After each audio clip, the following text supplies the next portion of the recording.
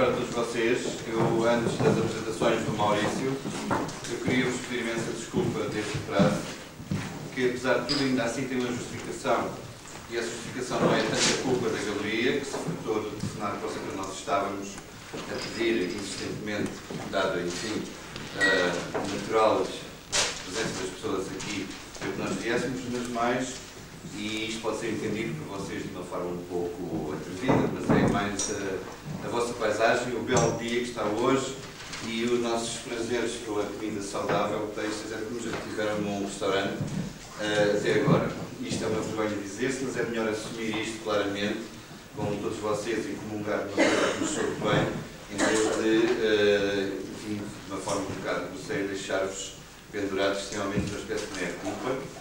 E este é o nosso meia-culpa, um bocado, enfim, divinoso, mas de qualquer maneira verdadeiro. Muito bem, que eu acho que sim, mas pronto. Gostaria de apresentar e agradecer a vossa presença, portanto, ao Pedro Guterres, o artista, que está aqui, e com os seus convidados nossos. Apresento, portanto, por ordem, o Ocean Mel, crítico de arte, Pedro Cabrita, João Pinheiranda, crítico de arte, e Alberto Poeta. Pronto, vamos dar a palavra então a eles e muito obrigado.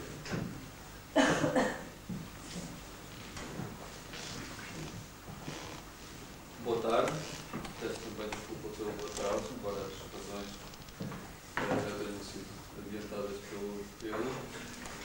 O que eu vou fazer é uma apresentação o mais genérica e abrangente possível do trabalho e daquilo que eu costumo chamar a atitude do Pedro Cabrita Reis.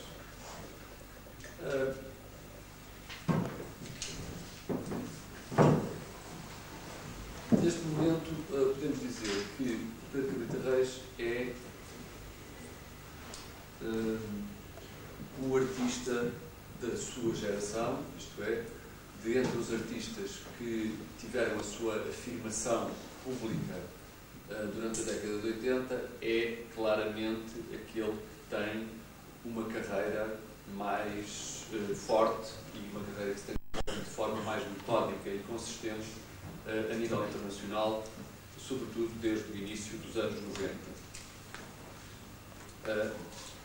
Eu não entrarei aqui nos aspectos mais relacionados com a carreira nacional, porque suponho que o João Pinheiranda irá ter a oportunidade de se dedicar a esse aspecto da carreira do trabalho de Pedro Cabrita.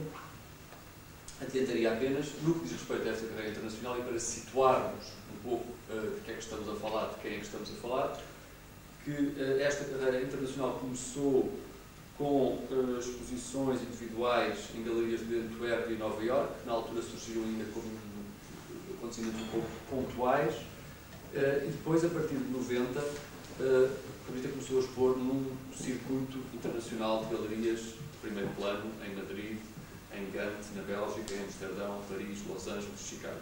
Esta carreira internacional consolidou-se com as presenças em grandes exposições internacionais, como, por exemplo, a Metrópolis, uma grande exposição coletiva internacional que se realizou em 1991 em Berlim, ou a Documenta, que é a mais importante exposição periódica de arte contemporânea, que se realiza de 5 em 5 anos em Kassel, e esteve presente na edição de 92. Poderíamos acrescentar aqui toda uma outra série de exposições de grupo, um pouco por todo o lado, em que o trabalho de Cabrita tem aparecido ao lado de muitos outros nomes marcantes da conjuntura artística dos anos 90, nomes como os de Juan Muñoz, Thomas Schutter, Ettore Spalletti, Jan Verkreuz, Rachel Whiteread, Jimmy Durham ou David Hammonds, e que, de certa maneira, permitem incluir o trabalho de Cabrita Reis, isto em termos de uma designação muito vaga e um pouco ambígua, daquilo que podíamos chamar as novas esculturas europeias que se revelaram e afirmaram no plano internacional na segunda metade, no final da década de 80, e que têm agora um lugar específico e particular na conjuntura artística internacional. Chamamos aqui novas esculturas europeias a um conjunto de trabalhos que podemos situar em contraponto a correntes americanas da mesma época, sendo que este contraponto se define em termos de essas correntes americanas terem uma filiação mais sociológica, ou em termos de histórias das correntes estarem mais ligadas às heranças da arte pop ou da arte conceptual, enquanto estas práticas muito diversificadas de artistas como aqueles que eu já referi e que se podem referir como as novas esculturas europeias, surgem associadas a valores filosóficos, antropológicos, metafóricos, poéticos, apostando em valores como a complexidade, a ambiguidade, o distanciamento e privilegiando dimensões como as da subjetividade ou da memória.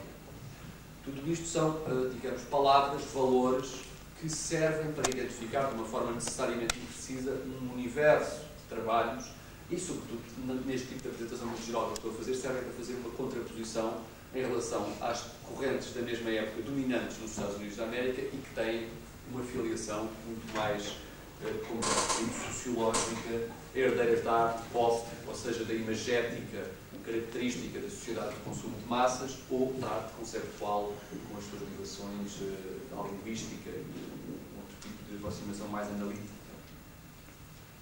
Estas obras, e aqui, embora dentro deste certo grau de generalidade vamos nos aproximando do conjunto do trabalho de Pedro Cabrita, não rejeitam a ligação à realidade social, têm-na como pano de fundo permanente, mas recusam uma relação de redundância, tautologia ou comentário ilustrativo em relação a essa mesma realidade. São tendências para as quais é frequente evocar como antecedentes, e estes antecedentes são particularmente pertinentes no caso de Pedro Cabrita, o trabalho do Joseph Beuys ou a arte povera italiana e os seus nomes mais significativos. Aliás, a propósito desta exposição de desenhos, poderá ser particularmente pertinente evocar os desenhos do Joseph Beuys. É extremamente difícil, sempre redutor e abusivo, tentar fazer uma apresentação geral do trabalho de um autor. No entanto, eu poderia arriscar-me a dizer que, em termos de uma apresentação geral, eu poderia dizer que a dimensão metafórica é, talvez, a dimensão mais forte do trabalho do Pedro Cabrita. E essa dimensão começa por se manifestar na capacidade que o trabalho dele tem para convocar os grandes temas, os grandes valores antropológicos ou metafísicos. Mas, falando do que é que se entende aqui por dimensão metafórica, a dimensão metafórica revela-se e tem este ascendente porque a convocação dos tais temas, se é que se pode chamar temas, é sempre feita segundo um determinado método, e esse método que é importante. Essa convocação é feita de uma forma alusiva, indireta, ambígua, preservando sempre a natureza enigmática de uma atividade que permanece sempre secreta e pessoal. Isto é, não se trata de ilustrar narrativas, de veicular análises sociológicas ou de promover determinadas doutrinas ou determinadas teses. Trata-se de criar um contexto material em que possam emergir significados, sentidos, que dizem respeito a valores fulcrais da existência. Se quisermos, as origens, as energias, os fins. Dito de outro modo, quando eu falo em referências, em valores, como dizia, filosóficos, antropológicos, isto não significa, como é aliás óbvio, se virmos estes trabalhos, ou se conhecerem outros trabalhos de Pedro Cabrita, que tenhamos aqui uma obra com um peso de retórica filosofante. Pelo contrário, o que esta obra tem é um método que,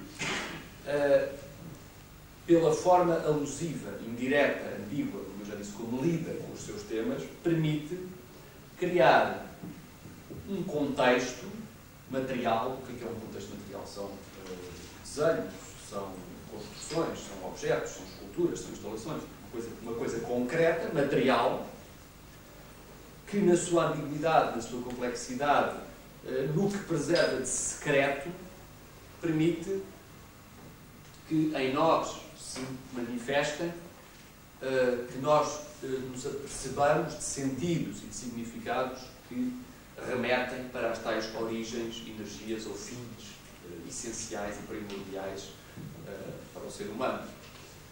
Neste caso, podíamos dizer que é da natureza que se trata, mas uma natureza que, como está bem presente nos trabalhos, não nos surge propriamente ilustrada, ou reproduzida, ou analisada de uma forma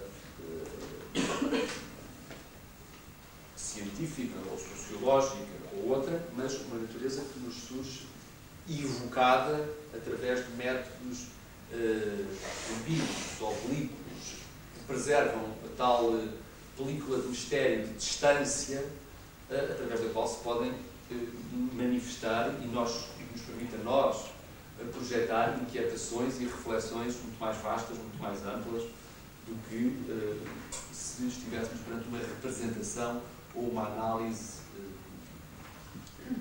limitada e vinculada.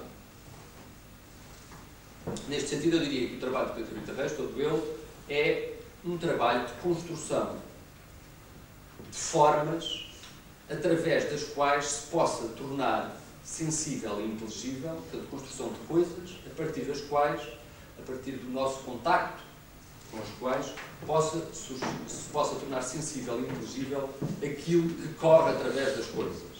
Portanto, podíamos dizer, fazendo um pouco uma simplificação e um paradoxo, o que é importante no trabalho de Pedro Cabrita não é tantas coisas que ele faz, mas sim o facto de ele fazer as coisas de uma maneira que nos permite apercebermos daquilo que corre através das coisas. Seria mais importante do que as coisas, elas próprias. O que é que corre através das coisas? A energia, ou seja, aquela energia que faz a diferença entre a vida e a morte, aquela energia que passa na relação do homem com a natureza, a energia que depois pode ser explicitada, concretizada nas mais variadas formas. Aquilo que dá sentido. Nesta medida, por exemplo, em muitas das instalações que ele tem feito, a água é um elemento sempre presente, embora não esteja presente fisicamente, mas é evocado, e quem diz a água poderia dizer a palavra, porque há uma certa relação entre a água e a palavra, na medida em que ambas podem surgir como valores, como coisas, que através da sua passagem, e essa passagem corresponde ao processo de comunicação, fazem nascer o sentido. Portanto, é este ponto, as coisas através das quais passam as energias, as coisas através das quais passa o sentido, isto é, todas as obras seriam um pouco metáforas para o próprio processo de comunicação. Se quiséssemos levar ao limite, as formas físicas da circulação das diferentes fontes de energia, que serviram podem ser uma leitura possível de uma grande parte das instalações de Pedro Cabrita, surgem como metáforas dos próprios processos de significação e comunicação e poderiam, no limite, ser vistas como metáforas da própria arte. Se entendêssemos aqui a arte, de acordo com uma tese de filiação romântica, segundo a qual nos objetos artísticos aquilo não são os próprios objetos artísticos que são a arte, isto é, não são as coisas que são a arte, mas os objetos das obras de arte são apenas os lugares por onde a arte pode passar. Neste sentido, o trabalho de Pedro Cabrita Reis torna-se também conceptualmente exemplar do entendimento que, na minha opinião, o autor, Pedro, tem da própria condição e natureza do objeto artístico e do trabalho do artista. Isto é, o objeto artístico, a obra de arte, é aquele que origina, guarda ou faz passar um sentido que não é fixável, não é imobilizável, antes decorre do encontro entre o processo de trabalho do artista e a experiência do observador que com ele se confronta. Assim, o artista surge como autor de construções elementares, tal como poderíamos dizer aqui, de desenhos que fazem referência a elementos, a formas elementares, que, ao mesmo tempo, nos inspiram uma intimidade, no sentido de proximidade familiar, mas projetam no mesmo movimento um fogo metafórico muito dilatado, muito amplo. Aqui surge-nos a hipótese da definição da condição artística não como demonstração de uma tese, mas como problematização da própria condição do artista e do que é que pode ser o trabalho do artista na atualidade e a condição específica, o que é que pode fazer a especificidade da presença social do artista nas sociedades atuais. Perante uma exposição de desenhos, como é aquela que temos o trabalho sobre papel, como é aquela que temos nesta galeria, podemos fazer algumas considerações sobre o tipo de trabalho que o Pedro Cabrita tem feito.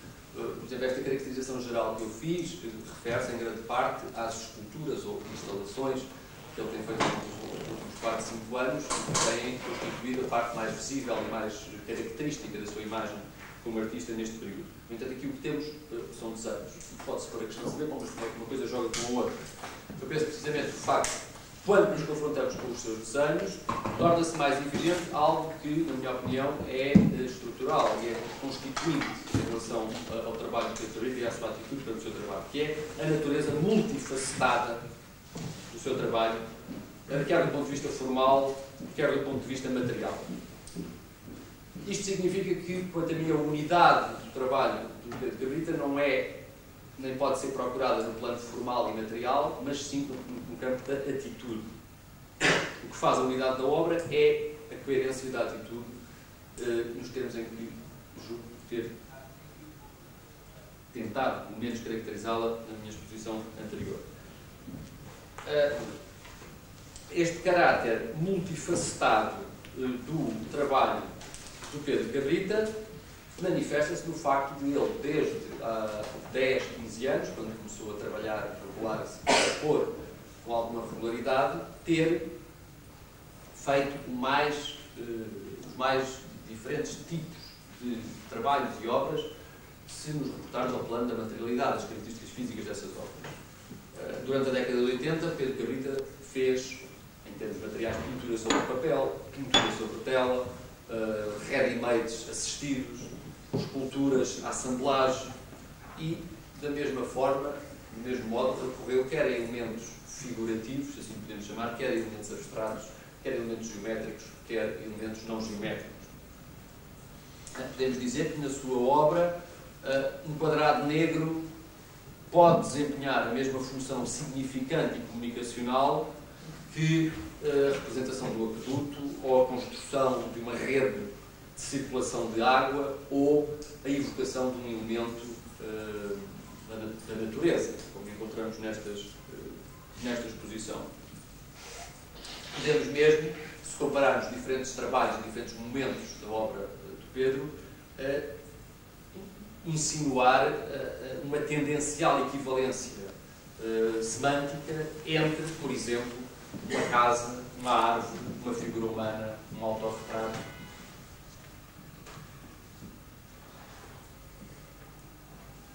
Isto porque, para retomar a ideia que me parece fundamental, não estamos no plano da representação, da ilustração, do comentário ou sequer da análise de elementos que poderiam ser aqui a natureza e ali as formas de conservação e circulação da energia e ali a figura humana. Não estamos perante estratégias de representação, análise, ilustração, comentário.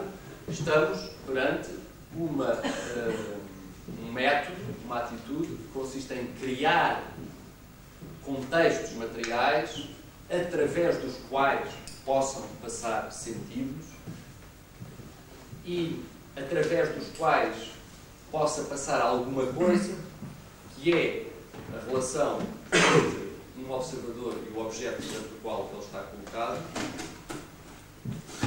sendo que é nessa mesma relação e no que passa ou não nessa relação que está a natureza propriamente artística da obra, e é consistindo essa natureza artística,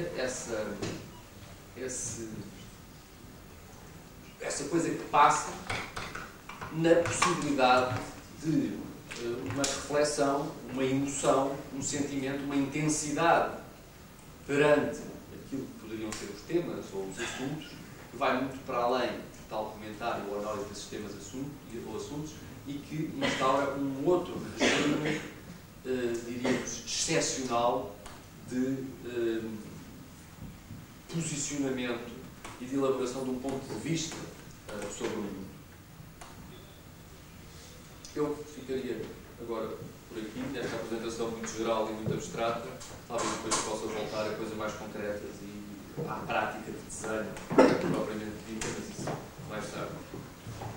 Bom, nós tínhamos feito aqui uma divisão empírica, faria com que eu fizesse uma espécie de enquadramento nacional, ou seja, talvez me desvie um pouco, mas suponho que não muito, do trabalho do Pedro, concretamente, do trabalho dele, para tentar enquadrá-lo na geração, no tempo em que a obra dele surgiu e se tornou pública e tomou visibilidade pública.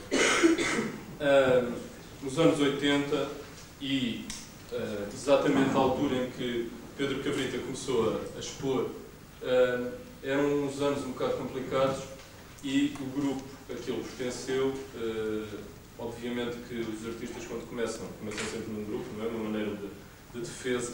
Em Portugal isso acontece também em todos os outros países do mundo e que suponho que, talvez mais do que na maior parte dos movimentos conhecidos, a razão por que os artistas se juntam é muito uma razão não estética, não de manifesto que eles tivessem, mas de defesa, de amizade, de cumplicidades de escola, do mesmo ano de escola e depois uma maneira de arranjar um espaço. É mais fácil 5 pessoas conseguirem desenvolver um projeto num sítio do que uma pessoa só. E os anos 80 e o trabalho deles, já passarei a dizer quem era, surge numa altura de desertificação do panorama artístico nacional que se tinha seguido às crises e aos desastres do mercado posteriores ao 25 de Abril. Também talvez seja interessante, acho que é preciso mesmo ter em conta que estes artistas, este grupo de artistas, vai entrar na prática artística de uma maneira decisiva, absoluta e prioritária no seu projeto de vida, depois de ter partilhado um projeto político ou ter andado nas lutas políticas que seguiram ao 25 de Abril. Não é? Isso talvez também, portanto, é um bocado na ressaca pós-revolucionária, por um lado, e depois no final de uma espécie de deserto que, por várias razões, uma delas podia ser mesmo conceptual, podia ter a ver com o tipo de arte que se faria nos anos 70, não é? Que não é uma arte virada muito para o público ou para o mercado mais tradicional.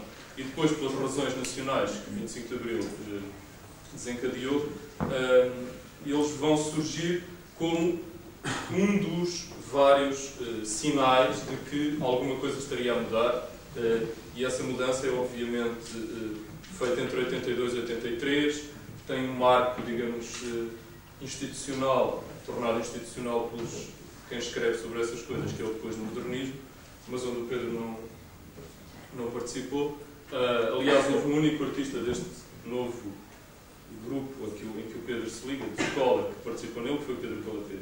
Portanto, o Pedro Calapês, o José Pedro Croft, a Ana Leão, a Rosa Carvalho e, um pouco mais tarde,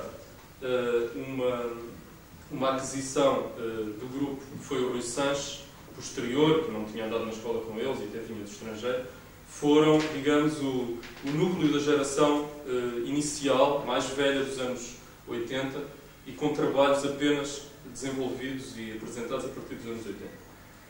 Depois, se seguirmos, agora, se fizermos uma história, pode-se fazer ano a ano da Escola de Belas Artes de Lisboa.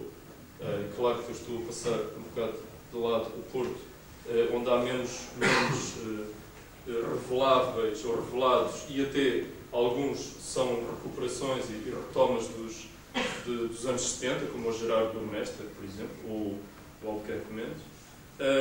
Mas nos anos seguintes vamos encontrar, eles andavam no terceiro ano da escola, quando começaram a ser conhecidos, mas os que andavam no segundo formam outro grupo a seguir, e os que andavam no primeiro, que depois vão andando por aí fora, formam o terceiro grupo, não é? Não sei se digo os nomes desta gente toda. Posso dizer só para situar. Não, só para situar. Portanto, além dessa primeira geração dos anos 80, claro que teríamos que considerar permanências atuantes. Por exemplo, e a mais determinante de todas, é a de Julião Sarmento, que é um artista que já tem, nesta altura já tem 10 anos de carreira, não é? Mas que tinha atravessado um deserto. Quer dizer, ele próprio era de desconhecimento e de não reconhecimento institucional, a partir desta altura também começa a ser considerado.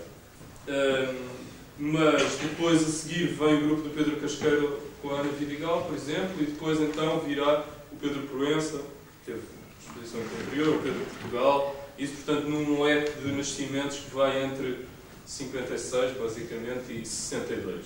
Portanto, é estes indivíduos que são os que se vão revelar nos anos 80. O que pode caracterizar o primeiro grupo, por isso eu acho que chamei a atenção para esse aspecto inicial a sua participação de adolescentes é feita politicamente e não tanto artisticamente, e a sua formação é uma atenção que é muito forte, ligada para questões, e se analisarmos, se virmos a obra deles todos, conseguiremos chegar aí, ligada a questões de construção e desconstrução. Claro que quando isso passa do regime do discurso político para o regime do discurso artístico, nós podemos notar, por exemplo, no Pedro Calapés, uma constante interesse, um constante desejo de trabalhar as arquiteturas, não é? Não são arquiteturas simples, são arquiteturas em ruína, destruídas. Enfim, podíamos ir também fazer evocações românticas a propósito disso, mas são, principalmente, me parece mais interessante, são arquiteturas ou paisagens em ruína ou em fragmentação e desertificadas, portanto, sem presença humana. Talvez, retomando o que o Alexandre falou, na obra do Pedro, passaria qualquer coisa, não é? Ali já tem passado. Não é propriamente possível determinar a presença de qualquer coisa viva, ou de qualquer coisa que passa nessas paisagens, nessas pinturas, nesses desenhos do Calapés. Depois, o Zé Pedro Croft, muito significativamente, começou a fazer esculturas com desperdícios, com restos de mármore, bocados de... Aliás, era o único escultor, originalmente, no grupo, com formação disso. Né? E as construções dele têm também toda essa dimensão metafórica de reconstrução reconstrução fictícia de antigos ídolos, de guaritas, de coisas militares, de mesas sacrificiais, portanto, altares, isso. E é também feito num nível de temático que vai do primordial ao fragmentário, ao resto, à possibilidade de, a partir dos restos do mundo destruído, se reconstruir qualquer coisa. Finalmente, falamos de um outro nome-chave do grupo, o Rui Sanches, o tal que tinha uma formação inglesa e americana. Ele vai à própria história da arte, é o que faz isso de um modo mais forte, imediatamente mais visível. Vai à própria história da arte, aos clássicos, portanto, citando sempre pintores, e citando, sendo eles escultores, citando pintores, como por exemplo o Poussin ou o David, portanto, pintores que estavam num arco de criação clássica, portanto, um mundo equilibrado e mesmo que fosse metafisicamente explicável, ele era sem desequilíbrios, portanto, obviamente, um mundo tranquilo, heroicizado, não é? E vai a esse tipo de discurso estabelecido e estável, e o desmancha e desconstrói analiticamente. Não é? Nessa passagem da desconstrução-construção, parece-me que reside também uma das características do trabalho do Pedro Cabrita. Aliás, o Alexandre Melo já referiu isso. E é isso que garante, é a acentuação dessa vertente, tenho a impressão, na minha opinião, que garante depois a continuidade e a possibilidade de continuidade de trabalho e de eficácia de trabalho do Pedro. As primeiras obras, por exemplo, as cenas da caça e da guerra, que eram pinturas, não serão as primeiras, mas sim, das primeiras exposições dele, de pintura, tenho a impressão que foi a primeira. Não. Foi na sociedade? Era Não. Pois, era 83 e há um em 82 também. Mas depois. Mas as cenas da caça e guerra tinham um discurso é sempre um discurso de heroicização das coisas, não é? De criação de uma cenografia operática que me parece que começa a resultar de uma maneira muito eficaz quando aborda a terceira dimensão. Não é? Isso foi feito, enfim, o Alexandre já referiu isso, foi feito primeiro com a introdução da assemblagem e recorrendo a restos, não é? Não me indica, lixo, coisas, cadeiras partidas, cavalos no pau, tarias, apanhadas aqui e ali, e para construir uma exposição muito interessante chamada do Santuário e certos lugares, que foi em 85, se não me engano. E depois a passagem para as arquiteturas acabou por garantir a eficácia desse discurso, principalmente com aquele acerto a acentuação do problema da comunicação, dos sistemas de comunicação, das arquiteturas como passagem, como abrigo. As casas são uma coisa muito importante e as diversas casas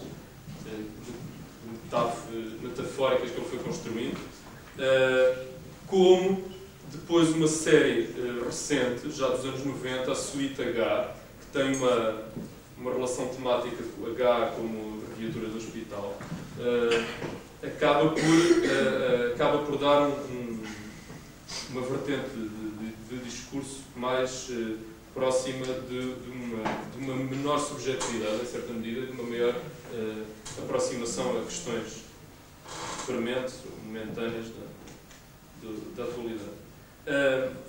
Como é que, agora, tentando outra vez dar um enquadramento sociológico, se quiserem, desta movimentação toda, como é que esta geração se vai implantando? Primeiro, e durante quase uma década, à margem ou apenas tolerada por aquilo que podíamos chamar as instituições. As instituições institucionais. Enfim, ou seja, a Gulbenkian, por um lado, ou a AICA, ou a Sociedade de Belas Artes, tirando a sala em que estava sempre aberta aos sócios e onde eles podiam fazer algumas exposições fundamentais e marcantes do início de carreira. Mas, depois aceitos por possibilidade de recusar uma presença que era uma presença que se afirmava noutros níveis. Níveis esses que foram, por um lado, nos anos 80, que foi uma época mais feliz que a dos 90, nesse ponto de vista, a do mercado, enfim, genericamente mais. O Alexandre poderá tratar isso melhor do que eu, mas pelo menos, mesmo empiricamente, isso é evidente. E portanto, esse êxito foi feito à margem do que era habitual no modo de consagração dos artistas portugueses, que era sempre uma via oficial, ou seja, se fosse pelo SEMI até aos anos 50, fosse pela Gulbenkian a partir dos anos 60, e foi feita pelo que havia de frágil e fraca, e como se viu, fraquíssima sociedade civil em Portugal, enfim, e mercado.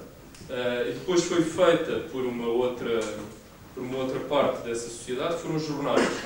Não imprensa especializada, porque não havia, ou a que havia estava ligada a instituições que não franqueavam, ainda não franquearam as portas a ninguém,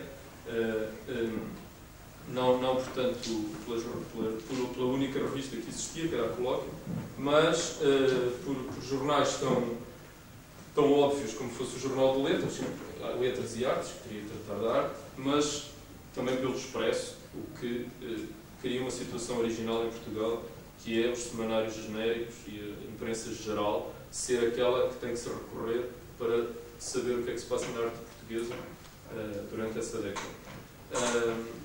E não, obviamente, também, mas estaremos a falar em instituições, no ensino, onde nenhum destes artistas alguma vez entrou ou teve possibilidade de entrar como professor, o conferencista, ou o que quer que fosse. A não ser, marginalmente, através de uma escola, que talvez hoje seja institucional, mas que não era na altura, que é o ARC, onde poderiam dar umas aulas e alguns deles deram.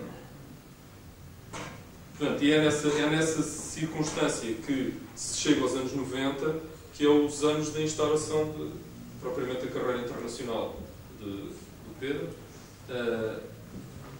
mas é internamente uma época complexa e confusa. Não cabe aqui estar agora a falar dela, depois, se vocês quiserem, poderemos tentar definir como é que as coisas se definem a partir dos anos 90. Por um lado, as tais instituições, uma das tais instituições, a Gulbenkian, acaba por mudanças de direção e alterações internas de poder, integrar o discurso daqueles que tinham andado a afastar durante uma década.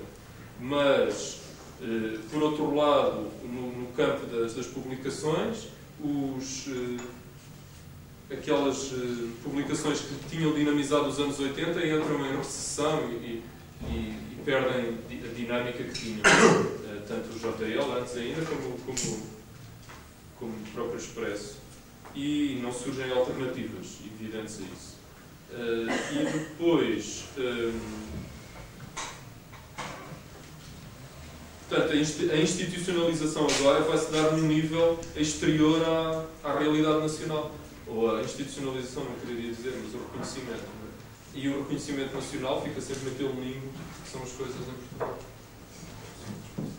Eles sabem que são bons, mas não se pode fazer propriamente coisa. Agora é um poeta.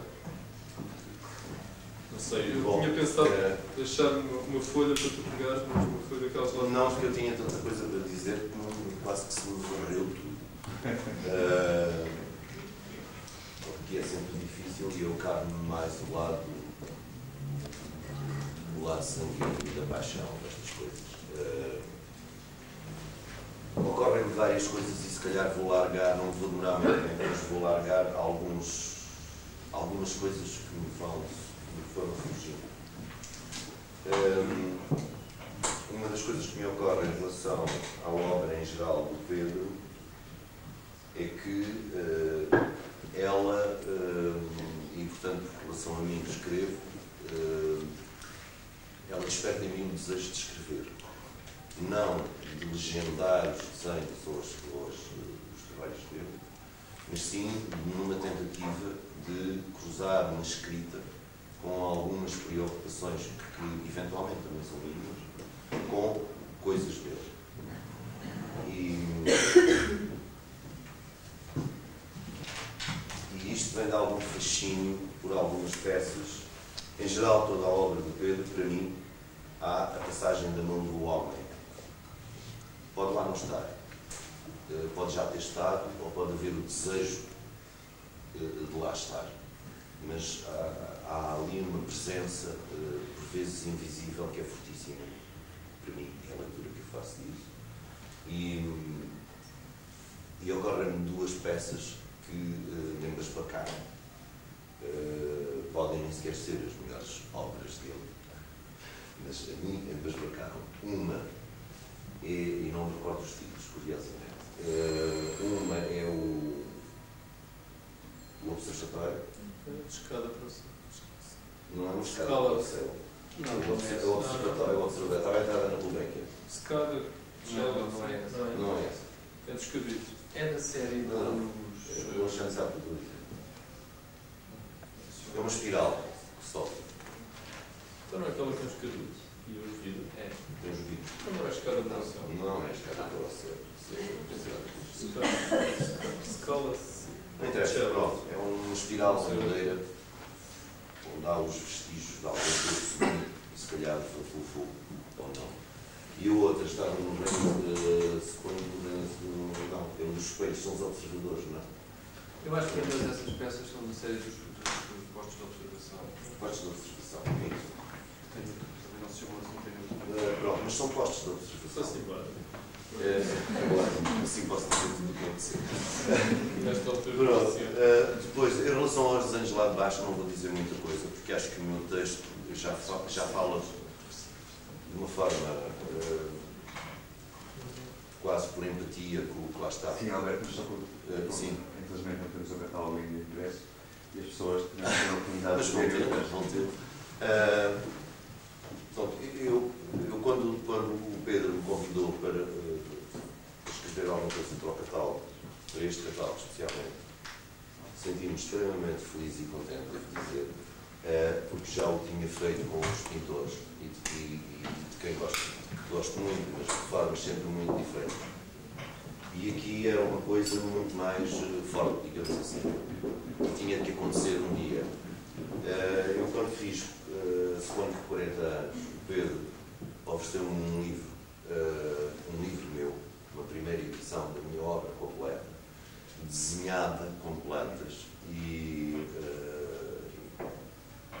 que íamos jantar juntos e, portanto, entre as 5 horas da tarde até a hora do jantar, ele resolveu desatar a desenhar aquilo tudo e trouxe-me e para mim foi um dos presentes mais bonitos que já tive e foi comovente porque não estava nada à espera.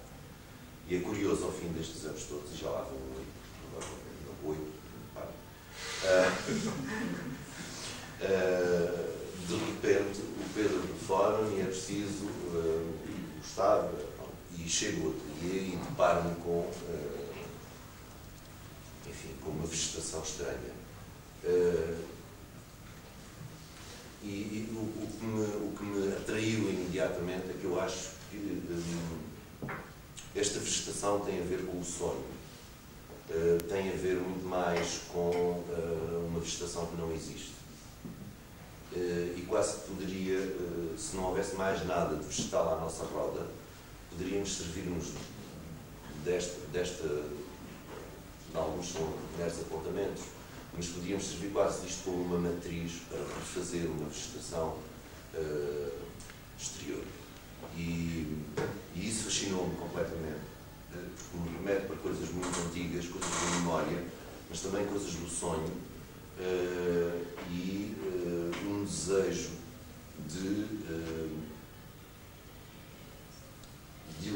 digamos, no caso são elementos vegetais, mas podiam ser animais, podiam ser outra coisa, que entram dentro de um universo que é o único e que fazem parte dele e já não têm nada a ver com o real. E se calhar, para explicar melhor, há uma semana tive a ocasião pela primeira vez de ver a montanha de Santa Vitória do Cézanne, que o Cézanne pintou quase incessantemente. E a sensação que tive é que aquilo não existe. Aquilo existe, de facto, porque o Cézanne pintou, a montanha já lá não está, é um holograma. Não tem interesse absolutamente nenhum. É um pedregulho cinzento que muda de tonalidades. É bonito, como paisagem, mas é um objeto de meditação, digamos assim. Só que ela existe porque já existe pintada e é sobretudo isso. E eu tenho essa sensação com as coisas do Pedro. São coisas que muitas vezes sonhei com desejos, mas são misteriosas e acho que há coisas misteriosas que é bom que se mantenha um certo mistério sobre elas, pelo menos para mim. Para terminar, porque não quero alongar, porque senão começaria aqui a contar histórias, porque as cumplicidades não passam só por aí, passam também pelo bom vinho, pelos charutos que o Pedro fuma e que eu odeio, por as aguardentes que ele de repente traz e me põe à frente e que eu tenho de beber, porque senão, enfim, são coisas mas eu quase queria ser radical numa coisa, neste momento, e apetece-me imenso fazer isso. Há 2 artistas que me perturbaram profundamente na minha vida. Um foi o Joseph Beuys, que infelizmente morreu e que eu conheci pessoalmente e tive enfim, o prazer de apertar a mão e falar em português e em alemão. Acho que nos entendemos longamente 5 minutos e tratámos amigos, não percebemos nada para que estávamos a dizer um ao outro, mas sofrimos imenso e foi muito bonito como... E o outro está aqui, sou amigo dele, e e espero que tu muitíssimos anos ainda, com muitos copos. Pronto, e penso que não posso dizer mais nada, porque estas coisas comigo são muito emocionais. Se estou aqui é devido a ele, é devido ao Maurício, e lerão o texto.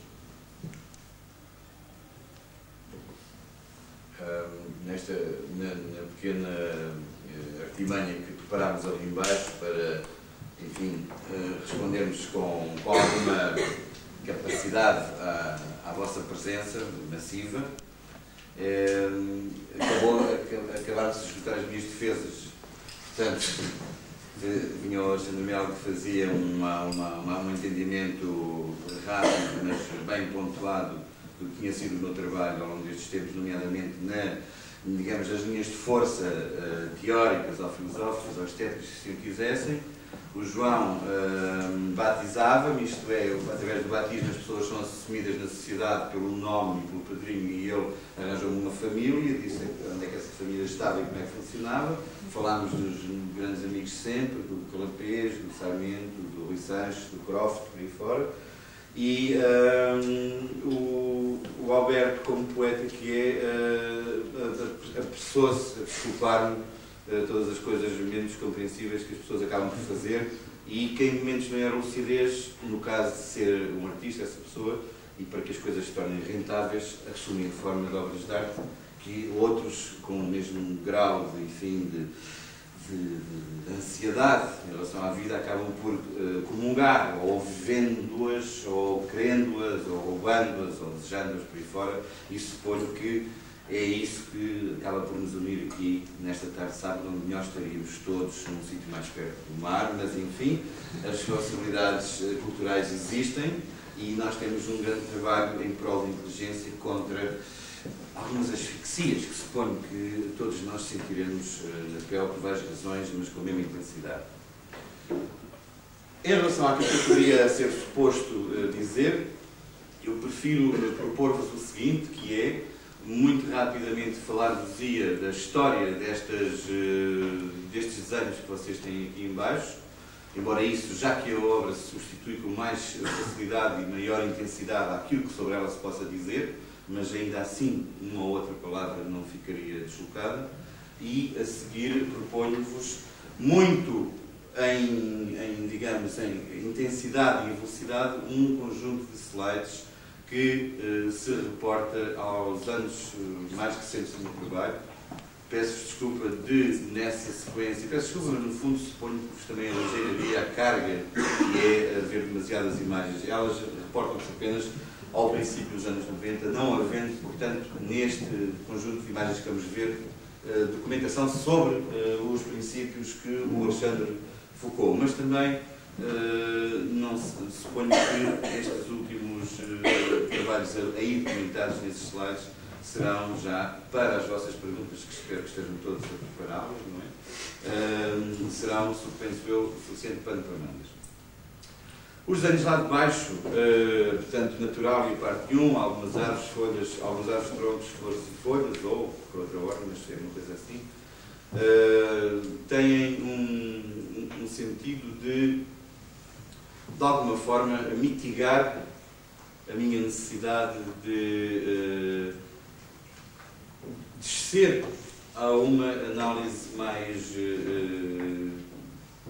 preciosa, mais pormenorizada, mais humilde, talvez, das formas que acabam sempre por ser o pretexto para obras artistas, mas que eles sempre as absorvem de uma forma mais retórica, na maior parte dos casos, nos tempos contemporâneos, e de uma forma mais objetual nos tempos mais atrasados. Isto é, a natureza, como nós sabemos, era até o impressionismo, inclusive, a fonte, se não principal, pelo menos uma das duas grandes fontes de materialização, digamos, da arte, falo aqui, neste caso, obviamente, da pintura e da escultura.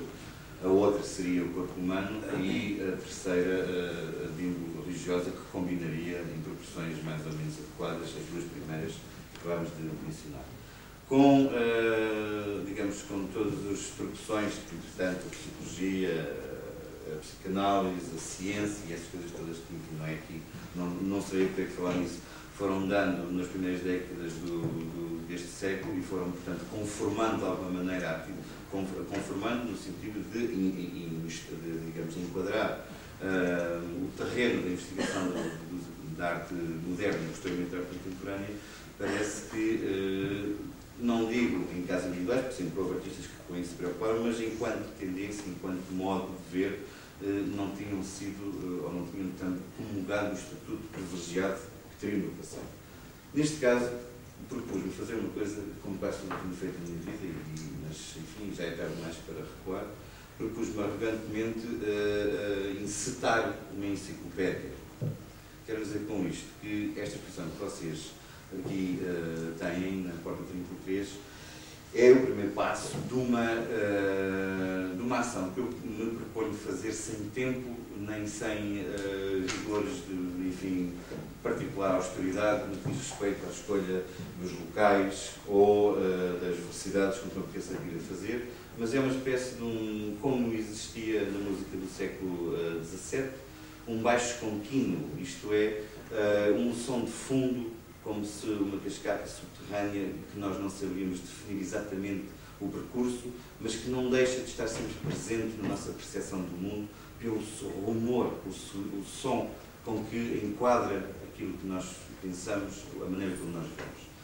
Esta enciclopédia, a palavra, enfim, complicada e pesada, como os poetas provavelmente estarão mais preparados para perceber, tentará no futuro, sem ricos ou velocidades definidas, como disse antes, abordar os outros aspectos digamos, da vida natural e não deixará de ter alguma importância o facto de, numa altura em que todos os processos de inteligência do mundo parecem em desagregação, parecem privilegiar a imagem e não o objeto, parecem preferir o protagonismo da virtualidade em vez de digamos, o tacto, a palpação da própria natureza que a nós é externa.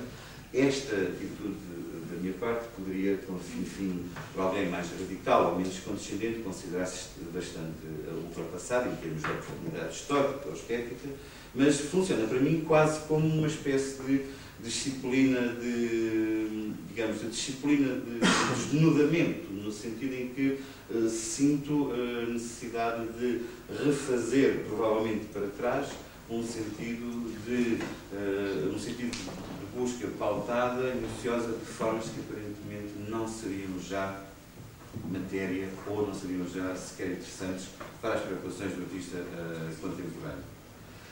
Suponho que o que fica ao longo dos séculos em que a humanidade se vai revendo através, digamos, dos seus feitos anteriores, o que fica mais do que outra coisa qualquer, e disso falava ontem com uma pessoa que aqui estava na exposição, fica, acima de tudo, para mal ou para bem, com maior ou menor clarividência, com maior ou menor rigor histórico ou de objetivação, digamos, que seriam o contexto da vida desses tempos, ficam as obras dos artistas.